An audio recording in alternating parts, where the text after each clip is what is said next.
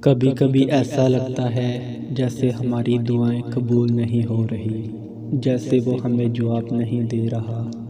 ایسا نہیں ہوتا، وہ ہماری سب دعائیں سنتا ہے، بہت غور سے ہماری ہر پکار پہ ہماری طرف دوڑتا چلا آتا ہے اور ہماری ہر دعا کو اپنے پاس سنبھال کر رکھ لیتا ہے، کیونکہ وہ بہتر جانتا ہے کہ کسے کب اور کیسے دینا ہے۔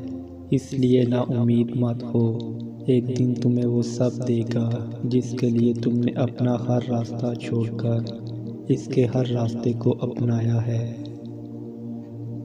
زندگی میں کچھ باتیں اور دکھ ایسے ہوتے ہیں جنہیں اللہ کے سوا کوئی نہیں سمجھ سکتا۔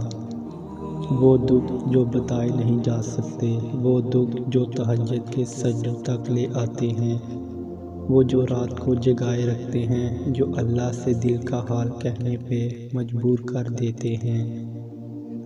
وہ باتیں جو اللہ کو بتانے کے لیے ہم ہمیشہ تیار رہتے ہیں۔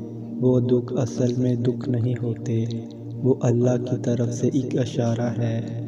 وہ چاہتا ہے کہ تم اس سے بات کرو، اسی لیے یہ وقتی درد دیتا ہے۔ اصل میں تمہیں خود کو قریب کرنا چاہتا ہے۔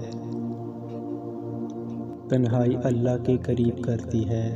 لوگوں کے چھوڑ جانے سے گھبرایا نہ کرو۔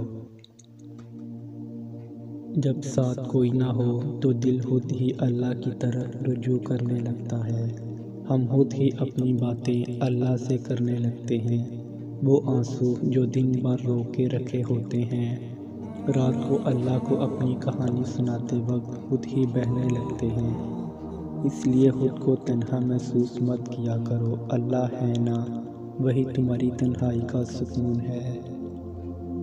اپنے رب پر یقین رکھیں کہ آنے والے دن بہت اچھے ہوں گے۔ اگر آپ بہت زیادہ کرب اور اذیت میں ہیں تو یقین رکھیں یہ مشکل وقت بھی گزر جائے گا۔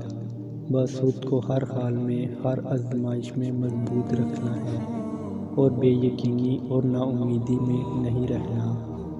اگر آپ کے مقدر میں آسانیاں اور خوشیاں لکھی ہیں تو آپ کو ضرور مل کر رہیں گی۔ اپنے اللہ پاک سے اپنا رشتہ مضبوط رکھیے۔